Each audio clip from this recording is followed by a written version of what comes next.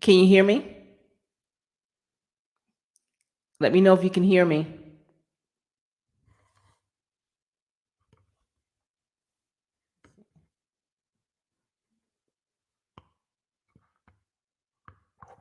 Can you hear me? It's hard to test it. Still nothing? Okay.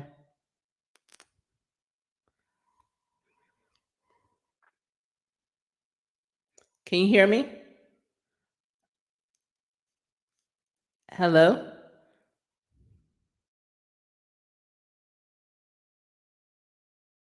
Hello, can you hear me? Testing, testing, testing, testing. Okay, great. Oh my goodness. I'm trying to tell y'all, trying to do this and do it well. And it has been a challenge with the audio here lately. So thank you for hanging in there with me and being patient and knowing that the best is yet to come. So welcome, welcome. I am Coach Sherry, and this is Saturday Night Podcast Live. Tonight we're doing Black movie trivia, and I am excited about this. I was thinking about something fun to do and just trying to figure out something not only fun but also different. And I was thinking about movies because I love movies. And before COVID, we always went to the movies. Whenever a new movie came out, we were always there. And at one point, years ago, my husband and I were looking into purchasing a Cinema Grill franchise. Have any of y'all ever heard of Cinema Grill or Cinegrill? They had them in different cities and different states, and we actually went to go visit a couple. One was in Atlanta and another was near the beach in South Carolina. But after doing some due diligence, we decided it wouldn't be a good business for us. But I still love all types of movies from different eras. And I'm just going to pause here. I said hello, but I know everyone didn't hear me. I want to go back up, and people may have left the building because they couldn't hear. But I definitely want to welcome everyone in and say hello. Cool Gamer was in the building, and I was happy to see you. I'm sorry I couldn't tell you that. Jaden0428 and Shawana's Creative Circle channel. It is so great to see you. Haven't seen you in a while. Elevate with Vern, my sis. It's always wonderful to have you in the building. Thank you. And thank you again for that. Congratulations. I know you didn't hear me last time, but thank you so much. Finally reached that 1K, and I think it is sticking this time. So I'm excited about that milestone. And now I'm just working on the second part so that I can become a full fledged YouTube partner. And, just really excited about what's to come with that as well. So definitely, definitely my grind is a little different now. Still very purposeful, but definitely a little different. Thank you so much, Cool Gamer. I appreciate that. And you and I are definitely new to one another just here recently. So I appreciate you for also being here this evening. There's a lot going on the YouTube streets. I've been enjoying my day, but I've also been preparing for this live because what I want to do with this Black movie trivia, I couldn't find it, so I had to create it, and it has been a lot. It's a lot of work. So I applaud the creators that are being creative and are doing some great things. And all of you in this live right now are definitely doing some great things on your channel, especially Elevate with Vern, Shawana Creative Circle, definitely Cool Gamer. If you all don't have each other, don't know each other, definitely check each other out. I appreciate you for being here again. So I love movies, and I especially love when I read a book and I think that, oh, you know what, this will make a great movie. And then several years later, it does become a movie, and I'm always really, really excited about that. But I made a very long list of Black movies that I've seen and loved over the decades for a variety of reasons.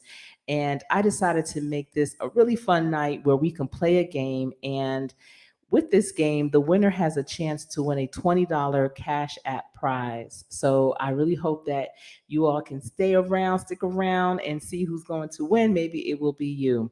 So out of my long list, I had a list of well over 20 movies. I just randomly selected 7 movies. I didn't think we'd have enough time for all the movies, so I just wanted to just pull out a few. And even though this is going to be a fun night, I still encourage you to get your pen and paper because there's still going to be some nuggets that you can gain from this evening, as well as it might be some suggestions of movies that you may not have seen or hadn't seen in a long time. And also get some popcorn. You see that popcorn on there? You should have a bag of it for yourself right there with you because we're going to go down some movie memory lanes for sure. But here are the rules for this trivia game. So the first thing I'm going to do is I will put up a picture which will be a scene, a random scene from a particular movie. And I will give you 1 minute to figure out the name of that movie. So, you're going to look at it. It's not going to be an obvious picture. It's not going to have the title of the movie or anything like that on it. So you're really going to have to know the movie pretty well. And once you figure that out, do it quickly because you're only going to have 1 minute. I am going to put a timer on as well. And once you figure it out, you want to put it in the chat. And the first person that puts the correct name of the movie in the chat will win a point. And at the end, the most points you can have gained are 7. So if you get all of them right, you'll have 7 points. If you only gain 5 right and you have the most points, then you will be the winner because you've gained the most points. And that's the key of this game, is who can gain the most points by guessing the right name of the movie and being the quickest in putting it in the chat. So that is going to be that, and the winner will get a $20 cash app from me. And so after that minute is up, if no one guessed the right movie, then no one will get that point, and we'll just move on to the next movie. And after the 1 minute, I will share more information about that movie along with little known facts. And so at that point, you may want to take some notes down. You may want to one day create your own trivia game and use some of that information as well. So these are all my favorite, all on my favorites list. But again, I just randomly selected 7 of them. So if you don't have your popcorn, or maybe your popcorn is popping either in the microwave or if you have the old school kind of popper, but either way, I think you really are going to want to eat some popcorn on this one. Thank you so much, Elevate with Vern, for sharing this out. I appreciate you so much. I really do. Thank you. All right. So please put a red heart in the chat if you are ready to start this trivia. Put a red heart in the chat. Let's see. Any red hearts coming? And remember, there are 7 different movies that I am going to share. Any red hearts? I don't see any red hearts. This is an opportunity. You can win a $20 cash app. All right, I see a red heart. So we are going to start with that. Let's go. All right. So let me pull up the first picture.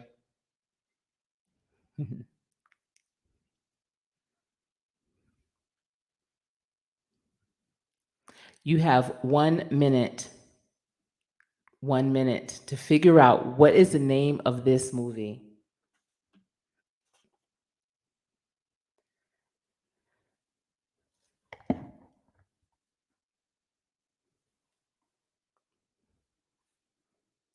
Thank you, Shawana Creative Circle, for sharing.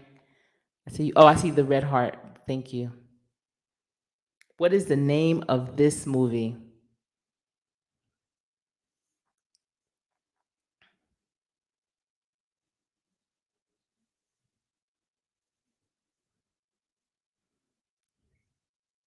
I should have some music. Elevate with Vern, got it. That's right. It is Cooley High. So let me put a mark for you. You have 1 point. So let me write this down. Was it hard for you to figure that out from this picture? I wasn't trying to make it too easy for sure. Was it hard? Was it difficult? Shawana is saying, yes, it was. And I'm going to put the name down at the bottom so that you can see what it was as well. Really? You don't remember this scene from Cooley High, Shawana? So Cooley High was one of my favorite movies, and it was released in June 1975. They had a budget of $750,000 to make it, and they made over $13 million with this movie. Michael Schultz was the director, and this movie is about Richard Cochise Morris, and he was played by Lawrence Hilton Jacobs. And he was a local basketball hero, and Leroy Preach Jackson, played by Glenn Thurman, who was also once married to the late great Aretha Franklin. Preach had dreams of becoming a famous writer. Both Preach and Cochise were both likable Chicago high school students, and this movie takes place in Chicago in the 1960s. And they are into typical things like hanging out with friends, pretty girls, and the Motown sound. And if you remember the movie Cooley High, they played some really cool Motown music. It was definitely a happening.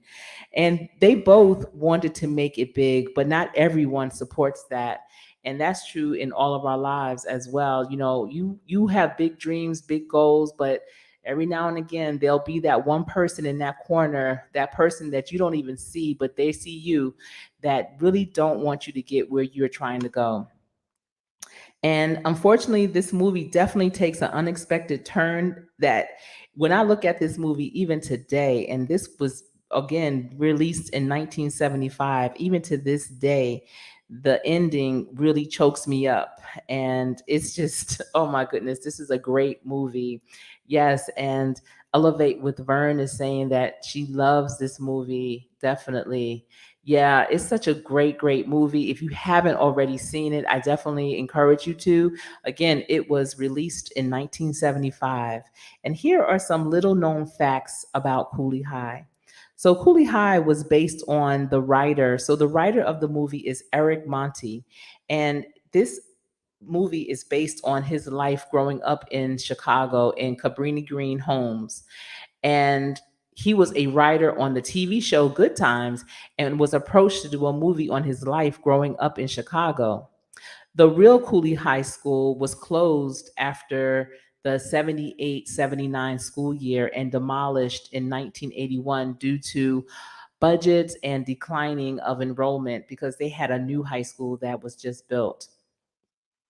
So the TV show What's Happening was loosely based on Cooley High.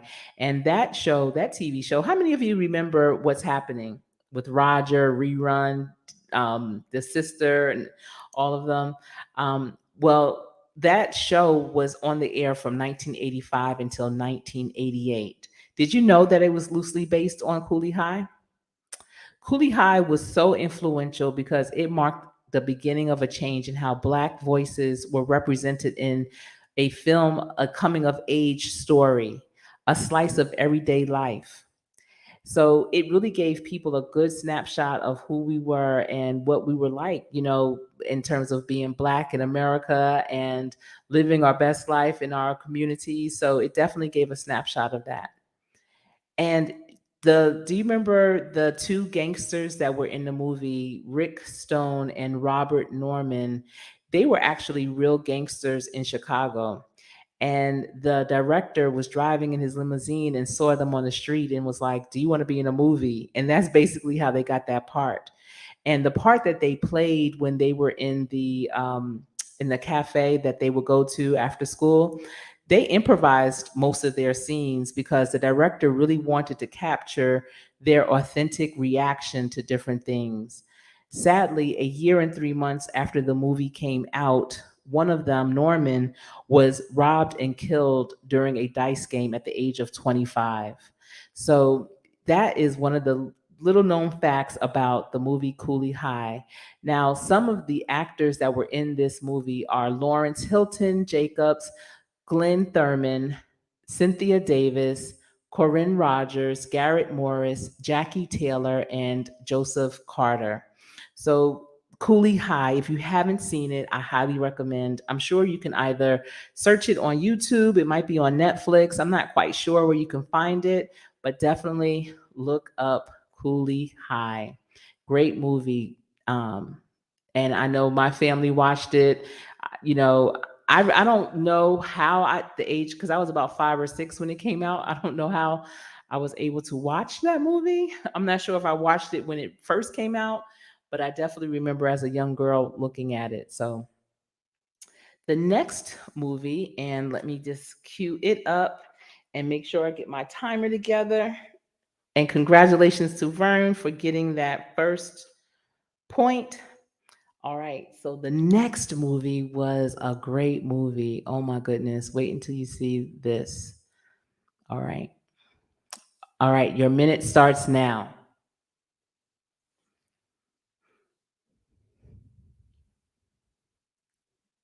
Remember, once you think you figured it out, put the name of this movie in the chat. The person with the most correct answers first will win a $20 Cash App prize. Nope. You're kind of close, Shawana Circle. Creative Circle is not Love Jones. Good try. I didn't want to put the obvious types of pictures up.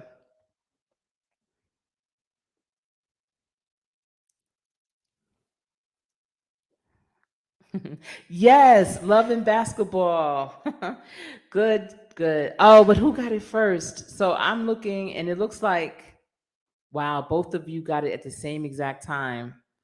So Elevate with Vern said Love and Basketball, and Shawana Creative Circle channel said Love and Basketball as well. You know, I'm going to give both of you that because when I'm looking at the time frame, you both got it at the same exact time. So let me just make note of that. I always wondered how you would do that, but this is how I'm going to do it. Um, Shawana Creative Circle. Yes, Love and Basketball. Oh, so did you both really enjoy that movie? And what was so difficult about figuring out this particular movie? Because I know that this scene is not like the most popular one from the movie. So what about it made you realize, yeah, this is Love and Basketball? Was it the actors? Were you familiar with them? Okay. Vern has two, and Shawana Creative Circle channel has one. So let's see. Love and Basketball. So Love and Basketball was released in April 2000 and it made $27.7 million. The budget for it was $14 million. It was directed by Gina Prince Blythewood and Spike Lee, his production company, 40 Acres and a Mule, they produced it. Let's see. Monica, and I'm going to just tell you a little bit about this movie. Now, I'm going to be real with y'all. I did not want to look at this movie. I didn't see it in the movies because there was a scene that they showed in the trailers of Omar saying, Omar Epps, he was like, I'm going to go pro. And it was just something about the way he said that. I think he was in college at the time. And this is just a trailer for the movie, just introducing it to everyone. And it was something about the way he said it that it just rubbed me the wrong way. He said it like, I'm going to work at Target. I'm going to work at the local car wash. He made it sound like it was just so simple to just do that. And I was like, what? What is he talking about? And it's maybe because I was really also looking at him as not the actor, but as Omar. And I just didn't want to see it. But when I did see this movie finally, I think once it came on cable, back in the day, I fell in love with it immediately. I loved this movie. I see Mr. 100 Rounds is in the building. Welcome into this live. We are playing Black Movie Trivia. You can jump in. This is only movie number 2.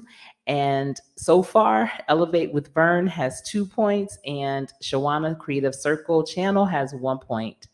Okay, yes, the actors is what made Vern determine who it was. Thank you again, Vern, for welcoming everyone in. Yes, that was a good movie. So it was easy. Yeah, it was a really good movie. So let me tell you a little bit about it. So for those of you who may be looking at this in the replay and aren't too familiar with Love and Basketball, which I don't know too many people who are not, but if you're not, then let me just give you this background. So Monica, played by Sanaa Lathan, and Quincy, played by Omar Epps, are two childhood friends who both aspire to be professional basketball players. Quincy, whose father, Zeke, played by Dennis Hasbert, plays for the Los Angeles Clippers and is a natural talent and born leader. Monica is ferociously competitive, but sometimes becomes overly emotional on the court. Over the years, the two began to fall for each other, but their separate paths to basketball stardom threatens to pull them apart. If you love love, then this is it. And some of the cast from this movie are Sanaa Lathan, Omar Epps, Kyla Pratt, Regina Hall, Dennis Hasbert, Gabrielle Union, Tyra Banks, Boris Kojo, and Alfre Woodard. And there's many more people that were in this movie as well. So I want to give you some little known facts about this movie. So Marion Jones, you might remember her. She was an Olympic gold winner. She ran track and had some challenges with drug enhancement, and then she went and played for the WNBA. And Serena Williams, the most famous tennis player, they were both actually considered for the part of Monica. Lathan, she didn't have basketball skills, so she trained with the coach from the LA Sparks to learn how to play the game. Gabrielle Union auditioned for the part of Monica, but was told she didn't look like a baller, even though she in real life really did play basketball. Omar Epps and Sanaa Lathan were dating in real life during the filming of the movie. And because of that, Sanaa Lathan said it was awkward to be intimate with Omar because the crew members were there and it was just, really awkward for her. And the director of the movie, and her name again is Gina Prince Blythewood, she actually had a cameo. She was a player on an opposing team when they had a scene when Sinai was at USC in college.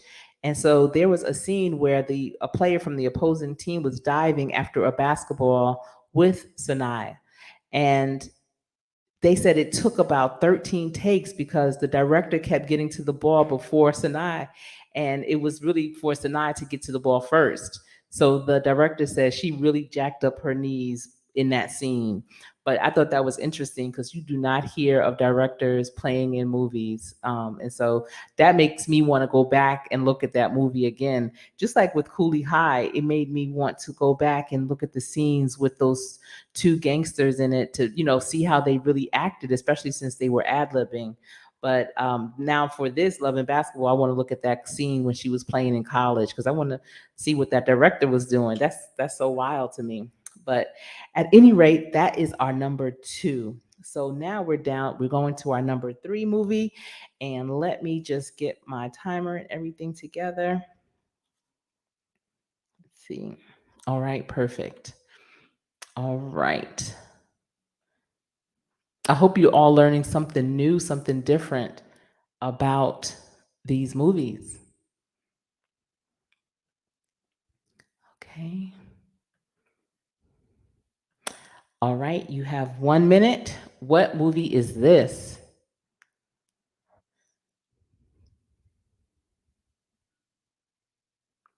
What movie is this? Look at the actress, look at the background. hmm And this one, in this scene, she really wasn't in this particular place for the entire movie, or not often. So this one might stump you a little bit.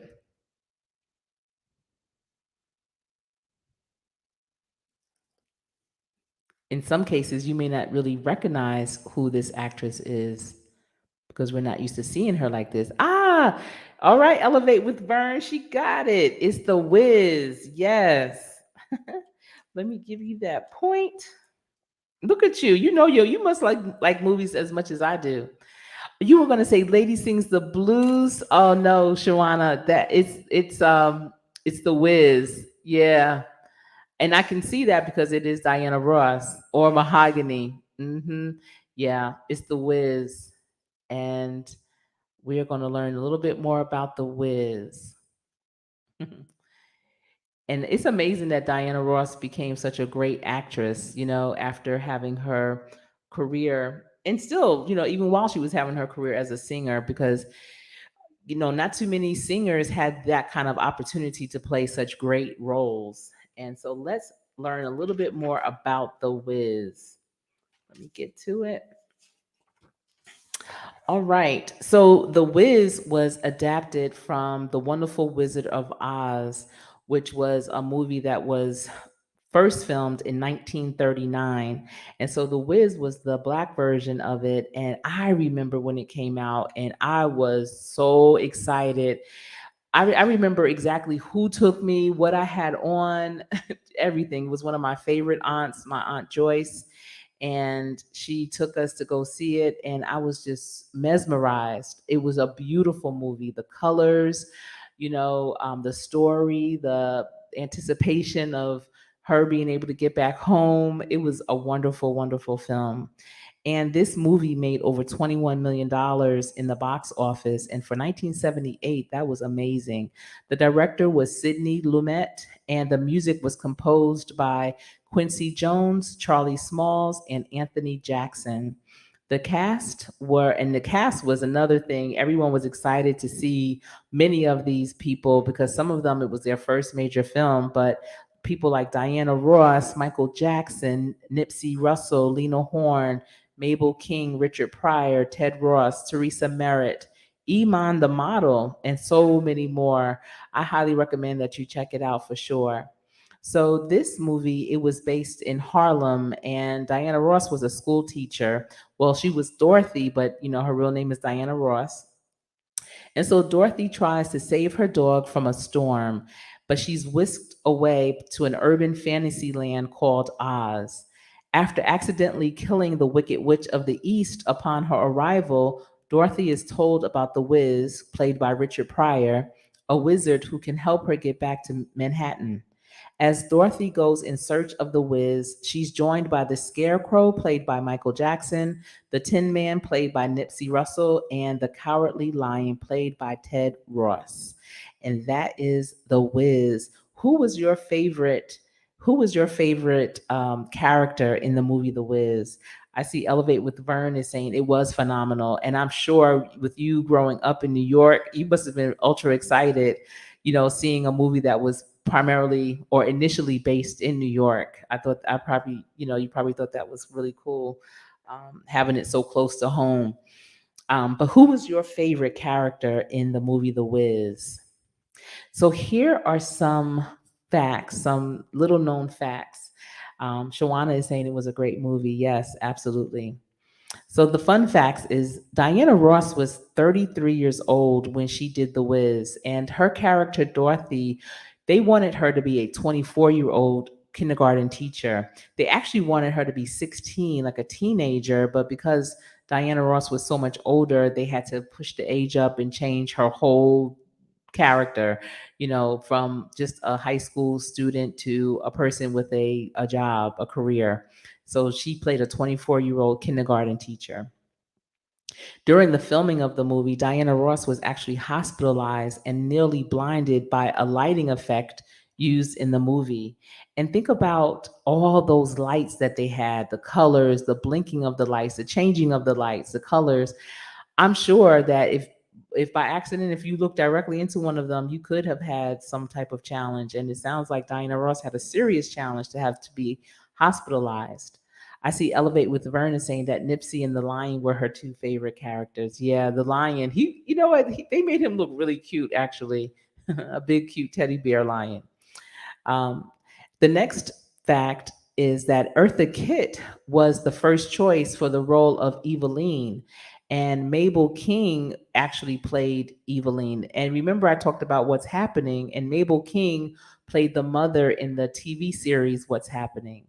So I can't see Eartha Kitt. Well, I guess I can in some ways, but I always thought that the characters that they selected were the best, and I felt Mabel King did a great job as Eveline. Could you imagine Eartha Kitt playing that role? What do you think that would have been like? Their stature is different. Their voices sound completely different. Eartha Kitt had a more higher pitched, where Mabel has a very deep, robust voice. So I can't even imagine Eartha Kitt playing that role. At the time of production, the director, Sidney Lumet, was the son in law of Lena Horne. And Lena Horne, again, was in that movie, and she played Glinda the Good Witch. So it was a family affair up in there. Yes, Mabel King was a great actress. Elevate with Vern, she was. And this is another fact. Stephanie Mills, and years later, after The Wiz was, already filmed and everything, I remember seeing The Wiz. I believe it was at the Beacon Theater in New York. It wasn't on Broadway at that time. It was at Beacon, being played at Beacon Theater, or in Beacon Theater.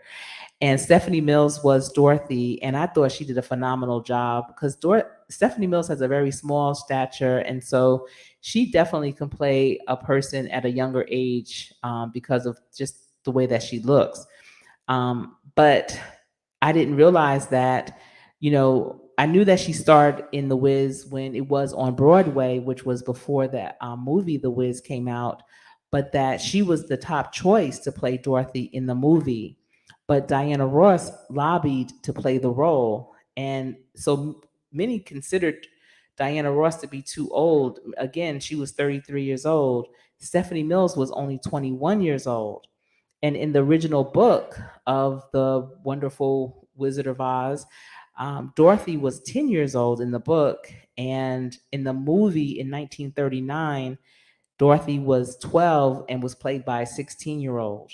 So now that you know that Stephanie Mills was considered for the movie The Wiz, who do you think would have been a better Dorothy? Diana Ross, who did a phenomenal job, or do you think Stephanie Mills would have done a better job?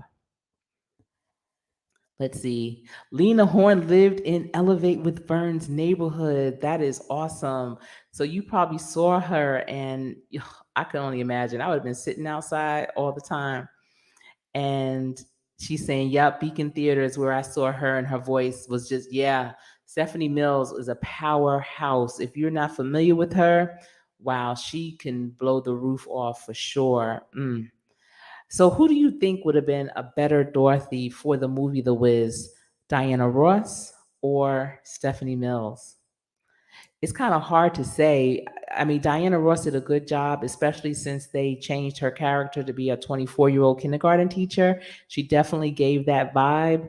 But if they wanted her to be younger and at that 16, more naive kind of age, because Diana Ross really had to play a person that was sheltered. She was sheltered by her aunt, and just really scary in her character. But Stephanie Mills, I think she would have done a phenomenal job. I can imagine her skipping along the yellow brick road, with more ease than Diana Ross. But yes, I see Shawana Creative Circle is saying Stephanie Mills.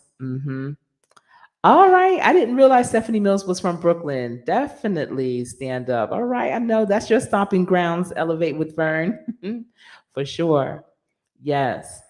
All right. So we have the three movies so far, and The Wiz is the third, and we have Elevate with Vern has 1, 2, 3 points, and Shawana Creative Circle has 1 point. So there's still some chances, Shawana. So keep going. You'll get there for sure. I see Rudy is in the building. Welcome. All right, it's Central Time. I'm on Eastern Standard Time. Thank you for being here. Nisha Mabau is in the building. Is Stephanie that much younger than Diana? Yeah, she is. She is. I want to say Stephanie Mills definitely was born either in the very late 50s or the early 60s for sure. Yes. All right, so we are playing Black Movie Trivia, and We are at number 3. We have 7. So even if you're just entering the building, if you get the next 4 right, you could actually win. We have 4 more movies to go, and I hope you have your popcorn and pen and paper ready so you can glean some of these nuggets. And I hope that you'll go back and look at some of these movies and look at them with a different lens now that you know a little bit more about some of the trivia and the things that, they didn't really expose too much. All right, so let's go to number 4. Let me get everything together. Let me take this banner down. And so, what we're doing, I'm just putting up a picture, and you have 1 minute to figure out what the movie is. After that minute, well, during that minute, hopefully, whoever is first to put the correct name of that movie in the chat will get the point for that movie. We've had an instance where we had 2 people put it in the chat at the same exact time, and I will give you both the point if that happens. So let's see. The next movie. Oh, okay. I was getting ready to tell you what the next movie was. Oh my goodness, that's so crazy. All right, let me get my timer up as well. Just a second. Okay. All right, the time starts now. What is the name of this movie? Hello, Mountain of Inspiration. Welcome to the live. Welcome, Brown Gal Peace Lounge. It's great to see you. I hope all is well. The color purple. All right, all right. Nisha is in the building to win. All right, you are correct. The color purple. So on my end, what I'm seeing is the three people came up with the color purple at the same exact time. It was Nisha Mabau, it was Brown Gal Peace Lounge, and Mr. 100 all got it at the same exact time. So I'm going to give those points to all 3 of you. Let's see. I'm writing your name down and making sure that I get you down for your point. It's 7 points all together, so that's the goal, is to get the most points. And Brown Gal. All right. And I'm going to give you some more information about this movie, The Color Purple. Oh my goodness, I promise you, The Color Purple is probably the most quoted movie ever. I don't know how, but my friends and I, we learned just about every line in it and would quote it on command. All the lines seemed appropriate for different things that were going on in our life, and it's to this day it's like one of those favorite movies that you just kind of like to say a couple of things. I remember after I got married, and as soon as we turned around, I went to my mother and I said, I was married now. It was just a funny thing. But anyway, The Color Purple was released in December 1985, and the director was Steven Spielberg. It was based on the book written by Alice Walker, and the music was by Quincy Jones. It made over $142 million at the box office.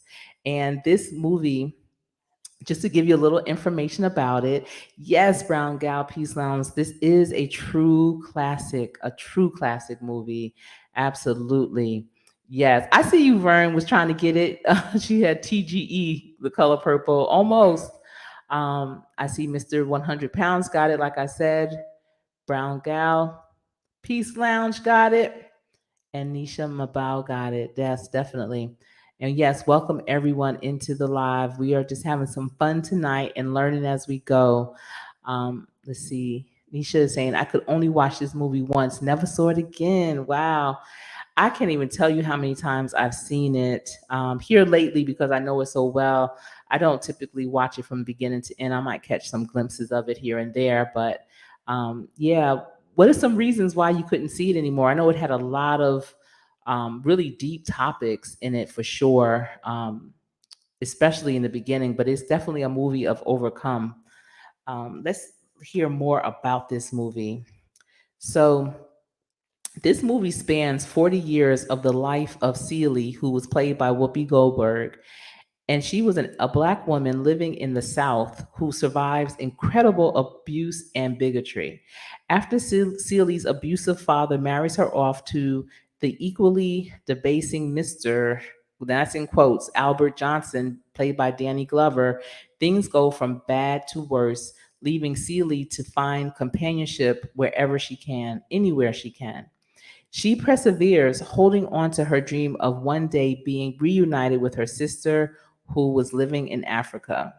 Some of the cast members in this film are Oprah Winfrey, who I'm going to always refer to as my mentor, Whoopi Goldberg, Danny Glover, Margaret Avery, and Lawrence Fishburne.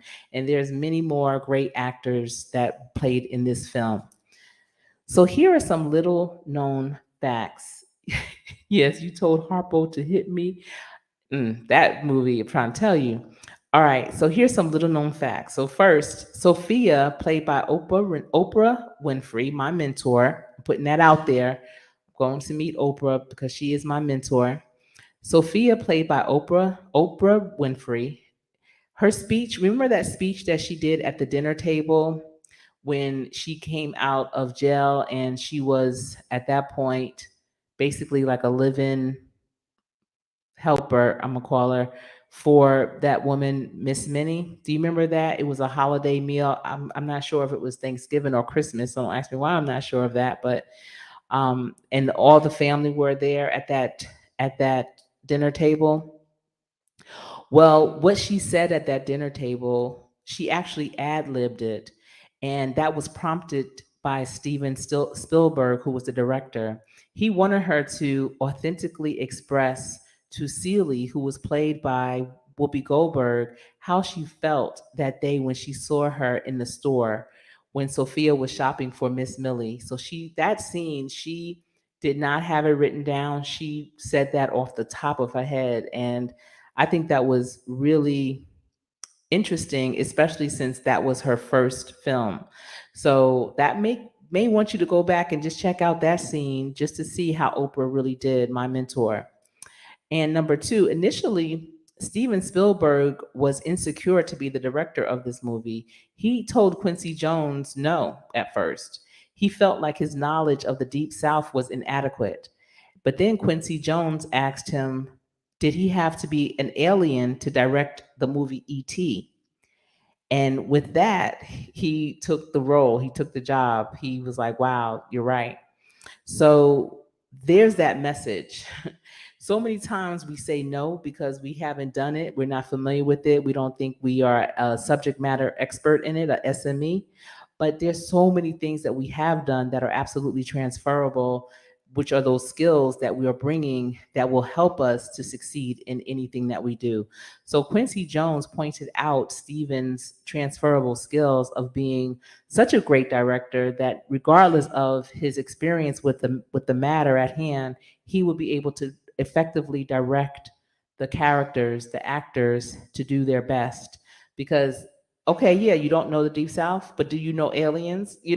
So that's something that you can use even in your own life when you feel like you have some doubts of whether you can do something, whether you can achieve it, whether or not you should be in that room. You've been in rooms like that before. You've achieved things even greater than that before. So you did it once, you can do it again. And it's all about those transferables. Absolutely. Yes, mentor. Oprah Winfrey is my mentor. She's also Elevate with Vern's mentor. Yes, she's my mentor, and she's gonna know that one day. um, Also, this was Whoopi Goldberg's first feature film, and again, Oprah Winfrey, my mentor, it was her very first film, and she has like an interview where she talks about it. How she got that role, and it's really deep. She felt that role when she read the book. She knew that role was for her. She wanted to be part of that project, and it came to pass. So that's another thing. What you think, what you put down on paper, it will come to pass if it is for you for sure. And that role was for her. This film had 11 Academy Award nominations. Steven Spielberg did not get nominated not once for it, but this film did not win an award. So with all those nominations, they did not win. That's crazy. During an interview about the Titanic when it was getting ready to be released, Leonardo DiCaprio, who was a major character in that movie, The Titanic, stated that The Color Purple is the film that made him want to be an actor. And I thought that was very interesting. I would love to know like even more reasons why. I would love to go deeper into his reasons for that. So yes, all right. So that is number 4. So far in terms of the scores, Elevate with Vern has 3 points. Shawana Creative Circle has two. I'm sorry, she has 1 point. Nisa Mabau has one. Mr. 100 Rounds has 1 point. And Brown Gal Peace Lounge has 1 point. So let's get the board ready for the 5th movie. Let me take this down. Let's see.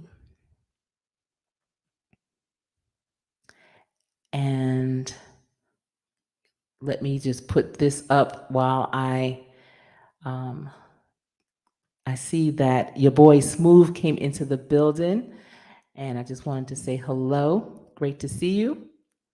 Thank you for showing support. I appreciate you for being here. Stick around. We're talking about Black movies. All right, let me get my timer together. And you all are really fast because I haven't had the timer go off yet. So that's really good. So this is the 5th movie coming up. It's still anyone's game. I am curious to see who's going to get this one. Okay. All right. So here is the 5th clip of a movie. What is the name of this movie? As soon as you figure it out, put it in the chat.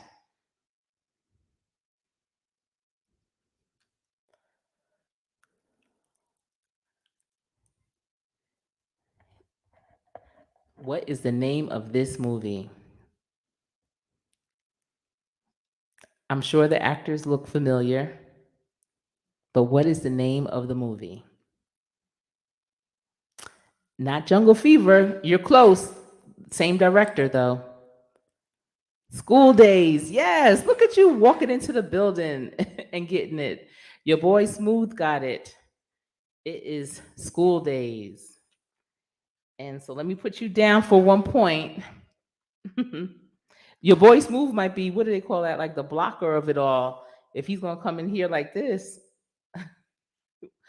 Let's see. That was a good one. Yes, School Days. Let me put the banner up. And that was number 5. All right. Vern said, I don't know. Yeah, see, I didn't want to put the obvious type of scene in because then it would be easy to guess. There's so many scenes I could have put on there. This movie had so many layers to it. And I remember when it was filmed, it was the spring semester of my freshman year in college. This movie was released in February 1988. The director, of course, was Spike Lee. So, Nisha, you were right in terms of the director. The budget for this movie was 6.5 million, and at the box office, it made $15 million. Some of the cast members, and it was a ton of cast members, but some were Spike Lee, Lawrence Fishburne, which Lawrence Fishburne is the one in the black, the shorter one in the black hat with the was it cowrie beads shells on the hat. Let's see, Giancarlo Esposito, Samuel L. Jackson. He's the taller one with the gold chain and the black hat on in this picture. Tisha Campbell, Jasmine Guy, Cassie Davis, Kadeem Hardison, Joey Lee, who is Spike Lee's sister, Bill Nunn, A.J. Johnson. So those are just a few of the cast that were in this movie. So this movie, it was at a historically Black Mission College, and actually Spike Lee wanted to film this at Clark Atlanta, Morehouse, and Spelman. And those are like the triangle. They are all right there. Spelman, I know, uses Clark Atlanta's library, so they are connected. But the schools didn't want him to film it there because they thought it would bring a negative image of HBCUs, and they didn't want to be part of it. But it definitely brought a lot out for sure. But at historically Black Mission College, and again, that's a fiction school, The activist minded Dap, played by Lawrence Fishburne, immerses himself in a world of political rhetoric and social movements. One day, he hopes to rally the students as a united front. At the other end of the spectrum, we have Julian, who was played by Giancarlo Esposito, the head of the biggest fraternity on campus, and he is more concerned with maintaining a strict social order. In between, Dap's conflicted cousin, Half Pint, played by Spike Lee, spends most of his time pledging the fraternity. So he was really going against what his cousin, who was played by Lawrence Fishburne, was standing for. It was a very interesting movie.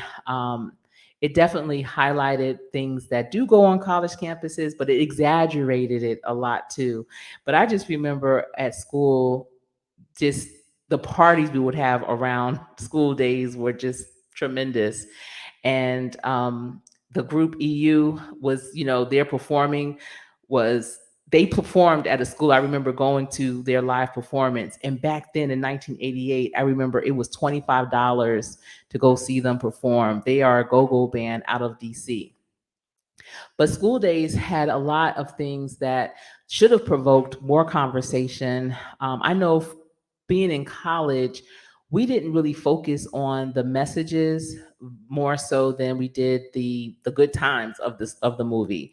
But now that we're older, I definitely know that we are more in tune with the messages that Spike Lee was trying to have. In your circle, when this movie came out, did it promote a lot of good conversations? What was your take on it when it came out? Because it definitely has some controversial issues within our own community. So here are some little known facts about this movie. So the first thing is during filming, now this is deep right here. During filming, Spike Lee had the actors stay in separate hotels. And the actors that I'm talking about are the ones that he had playing the wannabes and the jigaboos. He had the wannabes in better accommodations than the jigaboos. I'm not sure what the accommodations were, but apparently they were very different and extreme. And that contributed to the on camera animosity between the two groups. The step show scene that's in this movie was the result of that animosity. And Spike Lee even said that the fight that they had in that scene was real. So you might want to go back and check that scene out because that was a real fight. And I know they did get it in. That's one of those fights when you're looking at it in the movie theater, you're like, what? And so, little did we know that was a real fight. And the next one is the wake up. When you remember at the end of this movie, the last words were wake up. And it was just really loud. It was, like a quiet early morning on the campus. And that's what the last thing you heard before the end of that movie. Well, those two words are the first words spoken in Spike Lee's very next film, Do the Right Thing. So actually, Nisha, when you said do the right thing, this kind of overlapped into it a little bit in terms of some of the words that were said, which I thought that was very interesting. I never put those two together in that way, but I want to hear how the words wake up was said and do the right thing. So I'm going to definitely check that out again. And the next thing is that this film was Columbia Pictures' most profitable film of 1988. Remember, it made $15 million in the box office that year. The next thing, Jasmine Guy, you remember her from Hillman? I know that's not the name of it. A Different World. Jasmine Guy, this was her first film. School Days was her first film. And EU, Experience Unlimited, that's the go-go band that I was referencing. They are from DC and they played themselves in this movie. So if you're not familiar with go-go music, I would say definitely check out EU. Oh my goodness, I love go-go music. And they definitely got a lot of recognition from being in this movie. So yes. Mountain of Inspiration. You never heard of this movie before? Okay, yeah, I highly recommend it for sure. Oh, hi. How you doing, Brown Girl Bellas? Great to see you. Great to see you as well. Mountain of Inspiration. Let me see. I'm sure I missed a couple of people that just walked into the building. Yes, Tisha Campbell was in there. Um, okay. Let me see. Anything else? All right. So please be sure to have your pen and paper. and let's go to the next movie.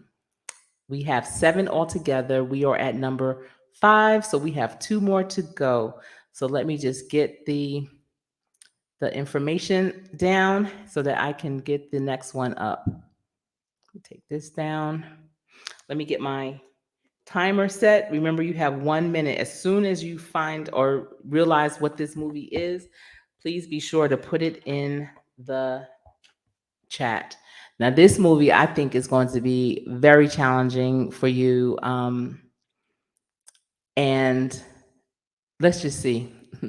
Let's just see how you do. All right. All right. Your time starts now. Oh, wait. Oh, I put the name of it. Hold on. That doesn't count. Hopefully, you didn't see it. La, la, la. How? How did that happen? Are you kidding me? Hold on. You didn't see it. All right. There you go. What is the name of this movie? Let's see who was paying attention. Right, Brown Gal? Peace Lounge? Who was paying attention? Okay, Mountain of Inspiration didn't grow up in North America. I get it. Where did you grow up? What part of the world did you grow up in?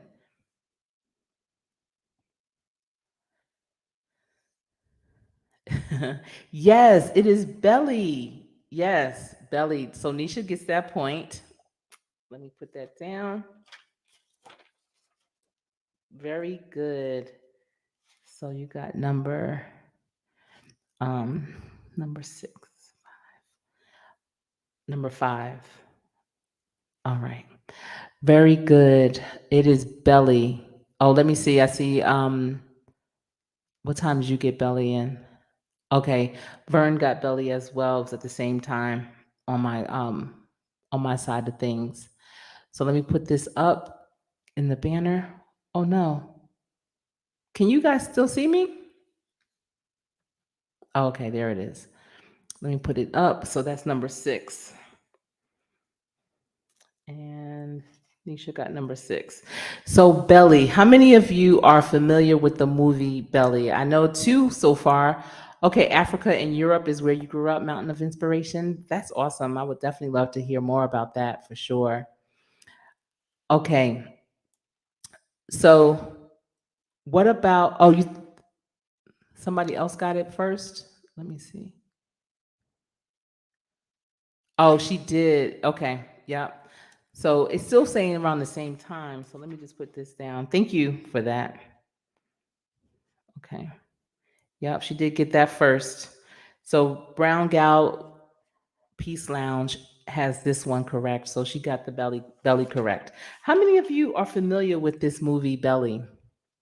If you can put a red heart in the chat, if you are already familiar with um with this movie. It was a stumble upon for me, and my husband and I, my husband is from New York, I'm from North Jersey, and so this movie just, I don't know, it just resonated with us in terms of where we grew up, people we know, lifestyles that people we know, that they have or had, and the music, the East Coast rap music that was played, the old school, just the way it was set up, it just really resonated with us. I see Mountain of Inspiration. You grew up in the Congo, then Belgium, before moving to Canada. Okay. One of my workforce development participants is from the Congo, and I love hearing his stories. I love hearing them, but they're not always the best stories, but just the differences is just amazing.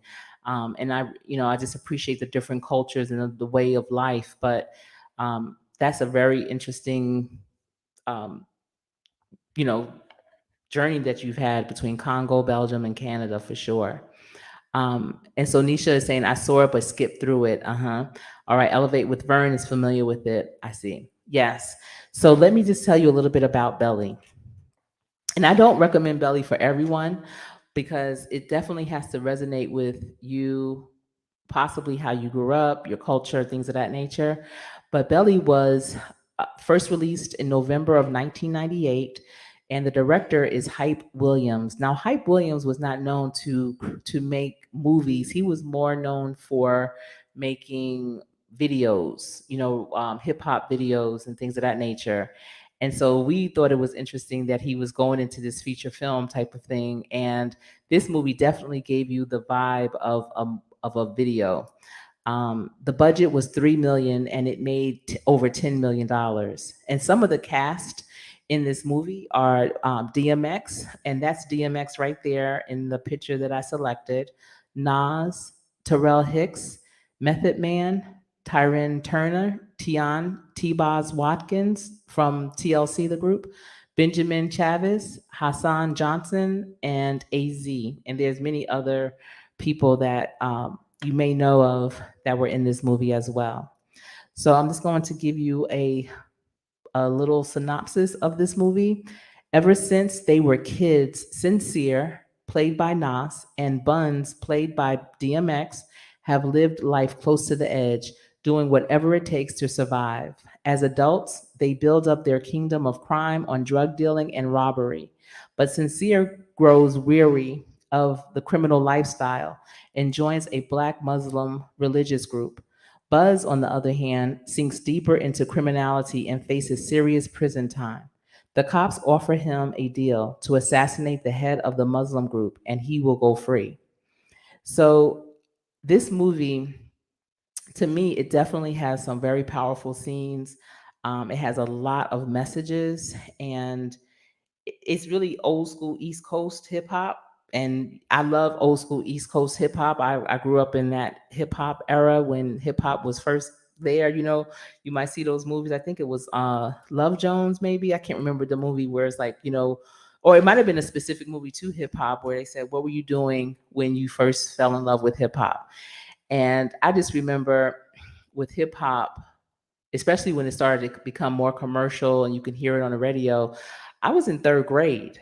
And I remember this boy named Greg Williams brought a boombox, a big boombox on the school bus.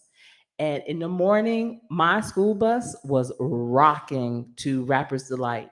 And everybody, even the bus driver, would would sing Rapper's Delight, would be rapping to Rapper's Delight. After, I don't know where he put that boombox during school. He was only in the fourth grade.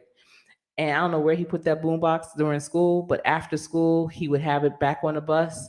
I don't know, times were different. Because let me tell you, my elementary school back in the day, we had a half circle driveway in the front of the school. Do you know that we could bring our roller skates, and during recess, we were able to roller skate around that circle driveway? That's the kind of elementary school I went to. That's a back in the day thing for sure. But I just remember Greg would bring his boombox on. We would have the windows down in the bus, and all of us would be rocking to it. It was. I didn't even know what it would feel like to be in a club, but I felt like I was at some kind of party or something every time I was on my way home walking because of us dancing and singing to Rapper's Delight. Because back then you didn't have seatbelts and all that on the bus. But yeah, so I grew up in that era, and also just growing up in where I grew up, I always saw rappers.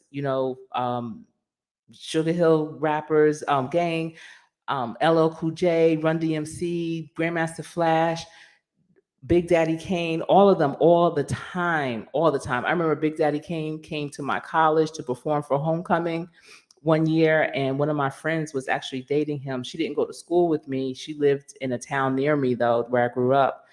And I remember he was on stage performing. I went to the side of the stage and had him bend down, and I told him, like, my girl is back there. She's in the building. And he was like, all right, cool. He's in the middle of his performance and this conversation is going on. It was just crazy. But yeah, so that's why Belly, for my husband and I, we was like, yeah, this is, cool. Just the music was just fire. It really was. So here are some trivia, some little known facts about Belly. So Belly is based on a story that was originally written by Nas, and many of you know Nas. He's a rapper, a poet, a lyricist. So he wrote this original, story about it. Belly is a very dark movie. It has a ton of symbolisms with lighting and art and movement and music. it has so many different elements, and you really almost have to see it more than once to catch what some of those elements are. It it showcased the power of relationships between friends and significant others, and how they evolve, and you can either grow apart or closer together. And I feel like Belly definitely showcased that. It showed how, if you are a positive person in your relationship and you continuously have conversations, open communication, that you can really change the direction of that whole relationship, of that person's mindset. However, if in a relationship and the energy is very low and dark, it can take them down a whole nother rabbit hole. It also shows the intergenerational cycle and how lifestyles are repeated. Nas's character was determined to break that intergenerational challenge that he had. He and T-Boz from TLC, Tion, they were in a relationship, they had a baby, and she just wanted to change. She wanted to get out of the game, and she constantly talked to him about it. And he realized that the lifestyle he was living was not safe for him or his family. And he started to really listen to her, and they were able to get out of the game. Scenes proved how powerful words can impact a person. They can take a person down a clear, well lit, positive path, or a dark, entangled path.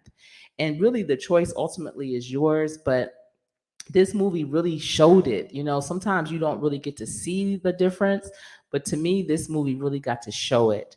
And so that's one of the reasons why I feel like this was a powerful movie. I know for many it's hard to stomach, but it really definitely shows the ebbs and flows of life.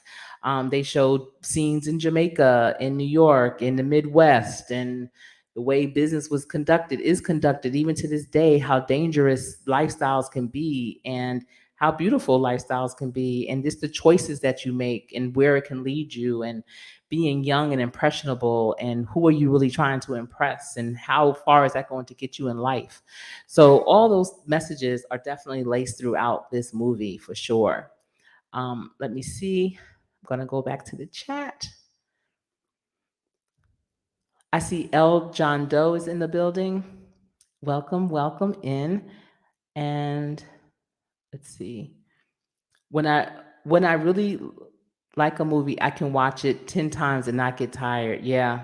I can too. I can too. But sometimes when there's certain endings in movies, I just can't watch it again. Even if it was a really, really good movie, got a lot of accolades, I just really can't, because it it's just something about it that just really hurts my spirit, my soul for sure. El John Doe, welcome. And you're saying Roots was the best series. And you know what? There were some movies that are actually series, and I almost included them on this list, but I said no, I wanted to keep to things that were in the movies. And I make double back. I actually need to double back and even finish the list that I already have, because I'm only doing 7 tonight. But I do want to include some of the series, like The Roots, like the autobiography of Miss Jane Pittman. There were some great series. You are absolutely right. And really, I like the original Roots, not the one where they redid it here lately. I want to say within the past maybe 5 or 6 years. Hmm. And he's also saying school did not teach me about slavery, but Roots did. You're absolutely right. I forget what year Roots came out, but when I was in school, when they talked about Africa in particular, they would always talk about how primitive it was, and how all, the people, the Africans would write on dirt ground with sticks and all these things. And I have a first cousin that married a Nigerian, and she was a lot older than me. She was around the same age as a little bit younger than my father, and her children were my age. And when I was in 3rd grade, they came to America, because when she got married to him, they moved to Nigeria. And I remember being excited to finally see them, because I had just learned about Africa, and I just, I had a high level of curiosity. And when I met the one cousin, who her and I were exactly the same age, born the same month, year, everything, I'm thinking like, wow, I'm gonna meet, my cousin. She lives in Africa. And the questions I asked her were things that I learned in school. And I remember her looking at me and saying, "You dumb American." And I was like, what? And, everything I learned was so not true, or at least it didn't pertain to her. And it doesn't pertain to a lot of parts of Africa. And that was the bad thing about the education here in America and what they actually taught us. They came back when I was about 12. And so I was more mature, and her and I got to sit down and really talk and learn about what she does in her country, in her country, and what I do. And we have so many similarities. So we became pen pals. And then I remember I had some other cousins that were able to go over there to visit and were just raving about how they lived. And, we really have to have an open mind and not let certain societies tell us what our narrative is, because it's not like that. And I think that's really a misstep when people interpret how another group of people are living, because it's not always like that. Many of them are living better than we live over here. So why, who are we fooling when we try to belittle someone else? No one. But you're right. Roots definitely showed the kings and queens that we are, and I really appreciate that. For sure. Yeah, I think I was around 7 or 8 when that came out too. Yeah, a little older. And let's see, Nisha is saying never rode a school bus, but it sounds like fun. Let me tell you, it was so much fun. So where I lived, you rode the school bus until 6th grade. And then after that, you had to walk to middle school and high school. And when I say walk, my middle school and high school was my middle school was closer. It was probably 2 miles away from my house. My high school was a little bit more than that. And was lucky I got a ride in the morning. And some people might have taken the bus as far as they could, the city bus, but most people walked or got a ride. And then you basically would walk after school home, which was fun because you would stop at maybe the pizza store or Popeyes or the candy store and do that. But um, yeah, we took the bus in elementary school. I don't know why they didn't let us take the bus to the other places, because my elementary school I think was closer to my house than my middle school and high school. So let's see. El John Doe was saying that they were happy when they got their first car. Yeah, I actually would take my mother to work and then I would be able to drive. But a lot of my classmates had a car by the time we got to be seniors. Where I'm from in New Jersey, you have to be 17 years old to get your driver's license, which typically is your senior year. So, yeah. So, but it wasn't strange to really walk. Let me see. All right. I have one more. So that was number 6. You're not old, El John Doe. No, you're not. Yes, and thank you for being here. Elevate with Vern is saying absolutely live near most of them. I am from Queens, and Nisha and went to oh, okay, yeah. Went to school with them. Yep. I went to school with gosh, his name was Andre. I'm trying to remember the group because it's still really popular. I mean, when they do old school reunions and stuff, his group is always part of that. But yeah, always saw a lot of the rappers would come to my parents' shop, and they were customers. My mother was cool with Little Kim type of thing. So it's definitely a thing. Where I'm from, Teaneck, that's where like Biggie had his townhouse there, and Little Kim lived there for a while. I remember Jodeci when they came to the north, they lived in Teaneck. It was nothing. It was not uncommon to see people even at the stoplight or at the car wash, especially at the car wash. I mean, you'd see Whitney Houston at the car wash. It was just always people around. So it's different living in another part of the country where it's not as common, and it's just different a little bit. Okay, let's see. The Green Mile. I see you. Okay, The Roots came out in 1977, so I was like 7 or 8. Yeah, for sure. So L. John Doe. It sounds like you and I are about the same age. So you are not old. I'm not claiming that. Mm-mm. You're wise. You're wise. Okay. I see some great conversations going on.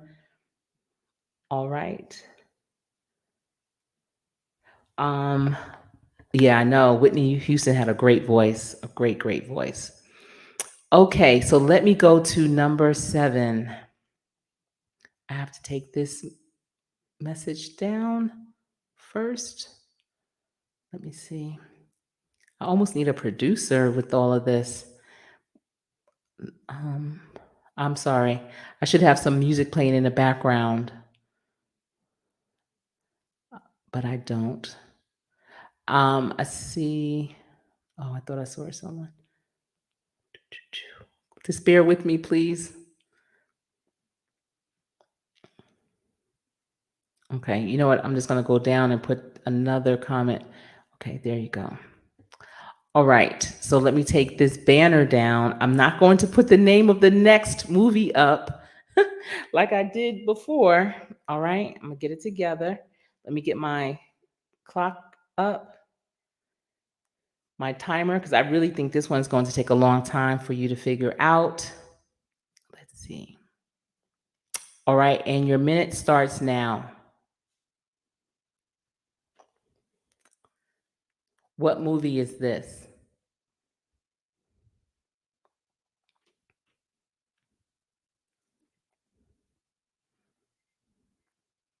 What movie is this?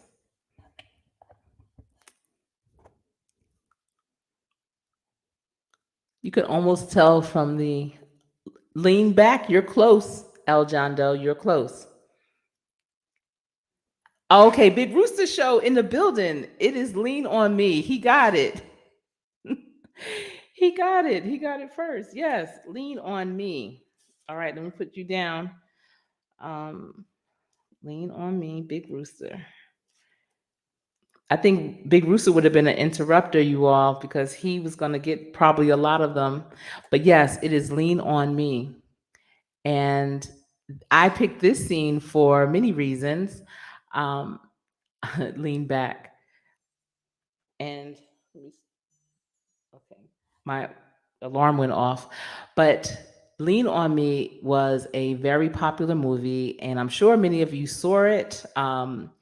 Actually, it took place not too far from where I'm from in New Jersey. It was a different county, but we did play them in sports. I remember when I played basketball playing them, but Lean on Me was a very interesting movie, and it was based on a real school. So it came out in March of 1989. They had a budget of $10 million and it made $31 million. Some of the cast were Morgan Freeman, Beverly Todd, Robert Guillaume, Lynn Thigpen, Jermaine Hopkins, and Karen Melina White. Those are just a few of the cast. It was a lot more people in that movie. Vern, I know you did not say Five Heartbeats. This movie does not look old enough to be Five Heartbeats for sure. Oh my goodness. But this movie is a fact based film, and it's a New Jersey superintendent, Dr. Frank Napier, and he was played by Robert Guillaume. Watches helplessly as Eastside High becomes lowest ranked school in the state. With nowhere else to turn, Dr. Napier enlists maverick ex teacher Joe Clark, played by Morgan Freeman, to take over as principal of the declining school. Unfortunately for Clark, before he can focus on improving the student body's state exam scores, he has to somehow rid the school of its gang and narcotics problem. So I remember when we would go, we would have to basically get escorted. You know how typically when the girls play the basketball game and they usually stay and watch the boys play, we never could stay and watch the boys play. We had to leave immediately afterwards. And, the way that it looked is how it looked in the beginning of my high school years inside. It definitely got turned around with Joe Clark being there. And I'm not quite sure how it's doing right now, but here are some of the facts about Lean on Me. So, the real Joe Clark passed away in December of 2020, and he was 82 years old. They use a lot of real life students and teachers from Eastside High, and they appeared in that movie as extras. Tay Diggs can be seen sitting in the audience during the auditorium scene. So there were a lot of upcoming actors that were also extras in that movie. Coach Sherry, which is me, can be seen sitting in the audience during the auditorium scene. So I picked this picture. I also actually put it on my community wall a while ago because I'm in this. I don't know if anybody can figure out where I am, but I'm in this particular scene. Let me know if you can find me in this scene and describe maybe what I have on. I'll give you an extra point. I will give you an extra point if you can find me in this scene. And I was an extra in this movie. One of my dear friends from high school. Yes, I am wearing the earrings. Yes. There's somebody else wearing earrings. So which one am I?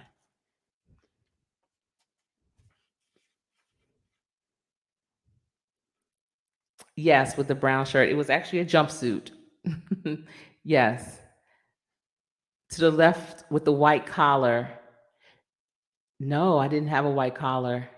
It was a tan suit. So I'll give that to L. John Doe, and I'll also give one to Brown Gal. Hmm. Yes, the gold earrings, Nisha. Yeah. So one of my dear friends, do you remember Right On Magazine? That was from back in the day for real, Right On Magazine. But one of my friends was a model in Right On Magazine, and her agent told her about this opportunity. He would always give her opportunities like this. Hi, Stace. Welcome to the live.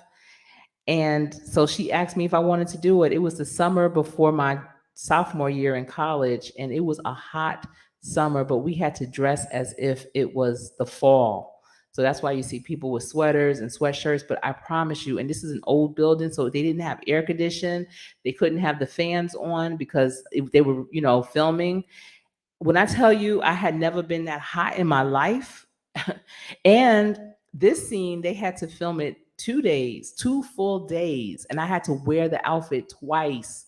So when I got home, I had to wash it. I got home late. I had to be there early.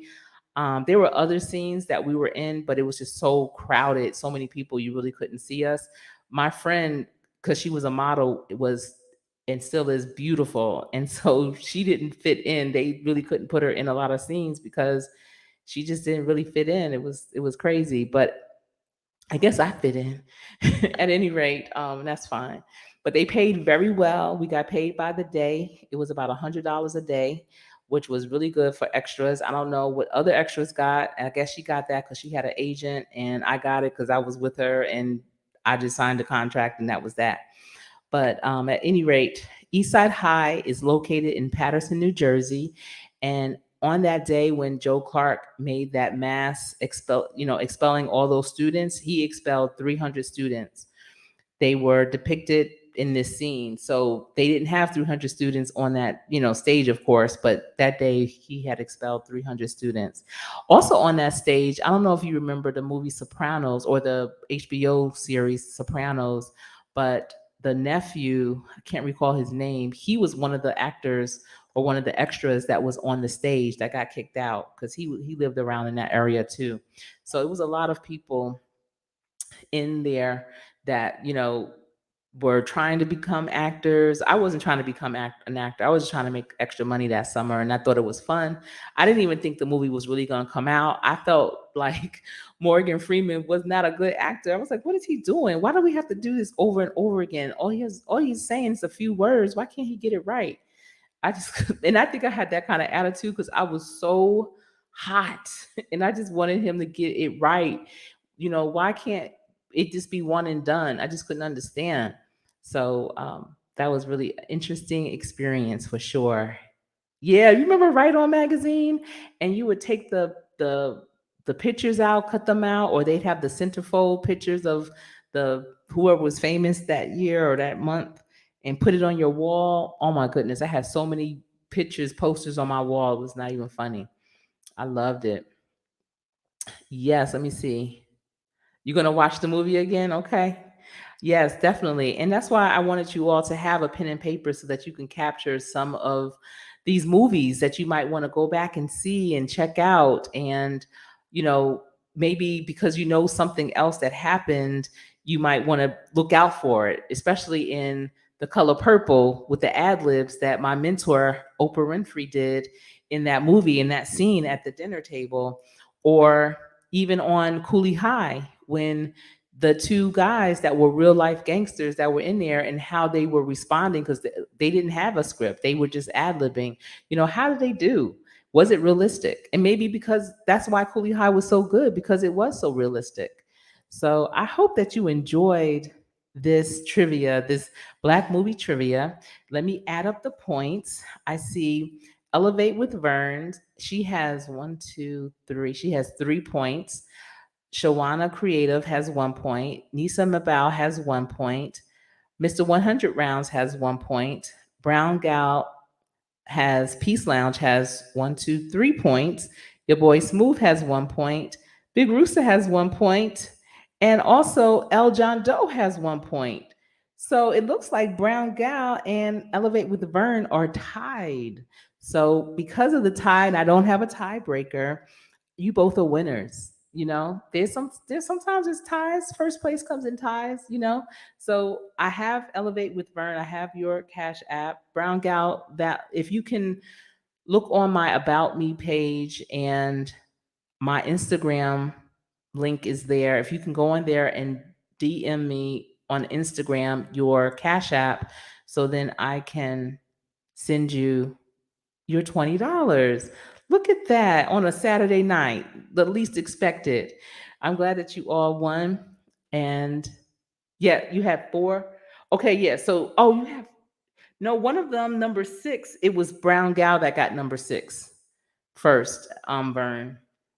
Either way, you still won. You still one of the winners. It's a tie. Yes. Yes, Vern had 3. She had 1, 2, 3. All right. Um, Yeah, she didn't get 6 because 6 was Brown Gal. She got that one first. She answered that one first. Yes, there was a prize. Yes, yes. Well, I am glad that you all enjoyed it, and I'm hopeful to even come back again and do this again. This is only episode 1. I'm going to try and do something interesting for my Saturday night podcast lives. And because it's Black History Month, I wanted to do something around learning more about other parts of our history. We are so diverse, so deep and wide. And so this was a Black movie trivia. I hope that I was able to introduce you to some new movies, or like I said, have you go back and re-examine movies that you were already familiar with, just looking at it with a different lens. I had a good time. I enjoyed putting this together and researching some of the information that I didn't know. And I hope that you are going to take this information and maybe share it with your circle. This could be something you could talk about over Sunday dinner or something like that. But I enjoyed it again, and thank you for your time. You could have been anywhere. There's a lot going on these YouTube streets. Look forward to doing this again. I might do the television shows. I know someone had mentioned Roots. It was L. John had mentioned Roots, and so maybe I'll do some of the great TV shows, the series that we've had, so that you can also be introduced to that as well. But I hope you have enjoyed your popcorn, had enough butter on there. I know I did. I love movie butter, and they have that movie type of butter that you can do. And yes, I can also do one on Black inventors. There's so much that I can do, and I'm looking forward to bringing it all to you at some point. But until we speak again, I hope everyone stays safe. That's all I have for you this evening. And just continue to do your best in everything that you do. And I'll see you on my pre-recorded videos coming up this week. Thank you so much for tuning in.